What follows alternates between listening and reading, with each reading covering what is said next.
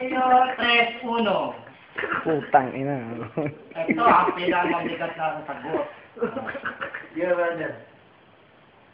Tangina mo! Tangina mo! Puta, bumura ka! Pukinang ina mo, pukinang na! Hindi ka pa mamatay, tangina ka! Doon na sagot doon. Okay, sagot ka ba, brother? No, brother. May tanong kami, may katanong ako ba? Nag-iisip ako. Ito, brother, nasa tanong. Sige, magtanong ka pa. Lagi wala sa sarili. Hindi ka pa mawala madala, ah? Lagi wala sa sarili yung ano ko, yung kabanda ko, brother. Hindi naman yun. Hindi ko malaman kung Ano siya? diyan ang ulo. Ano ba ang posisyon niya sa banda? Vokalista ba siya? Di nga siya makita, brother, eh. Pag nasa stage, eh. Pala siyang ano, asyado? Bunadista yun, Hindi ba, anyo lang siya nakawalan? Paano mo may papaliwanag ngayon, brother, sa akin, ah? Ito. Ano ang pinaka... Ito.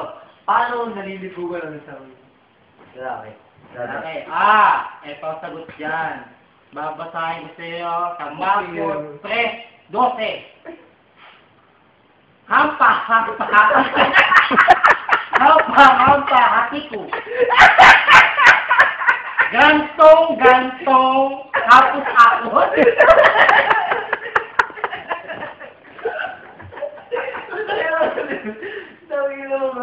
Alam mo ano ibig sabihin nun? Kasi hindi pa Indonesian.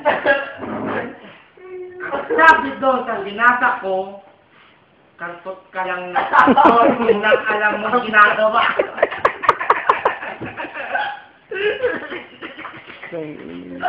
Masyado kang maligo. Ibig sabihin na huwang indo, masyado kang maligo. Puro kanibuga lang hinaan ang sinasabi mo sa jowa mo. Ang ibig sabihin ng meng naput, nagsak mo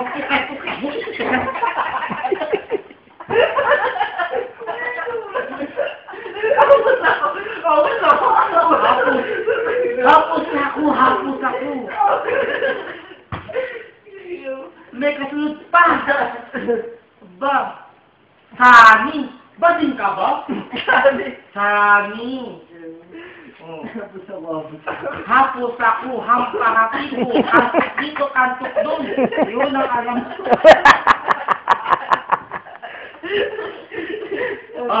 Dito na lang ang tanungan natin, ha? Alien!